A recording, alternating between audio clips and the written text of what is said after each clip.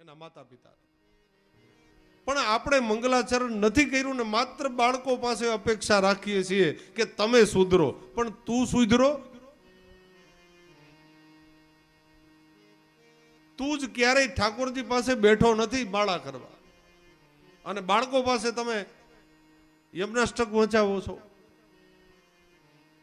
પેલા તમારે બેસવું પડે સાહેબ, પછી બાળકને કહેવું નહીં પડે કે તું બેસ. એને ખબર છે પપ્પા રોજ બેસે છે, એમાં કંઈક છે, એટલે બાળક એની મેળાએ સેવા કરતો થઈ જશે. એ ખુદ સામેથી તમને કહેશે આપણે પ્રભુને ક્યારે પુષ્ટ કરાવવા છે. પણ આપણે બેસવું પડે એના માટે, વર્ષ 2 વર્ષ 5 વર્ષ. એ બાળક તમને ક્યારેય ધિક્કારશે નહીં. એના માટેનો આપણી જીવનની વ્યવસ્થા આવી મંગલાચરણ વાળી હોવી જોશે. એટલે અહીંયા 3 જગ્યાએ મંગલાચરણ કર્યું છે મહારાજ.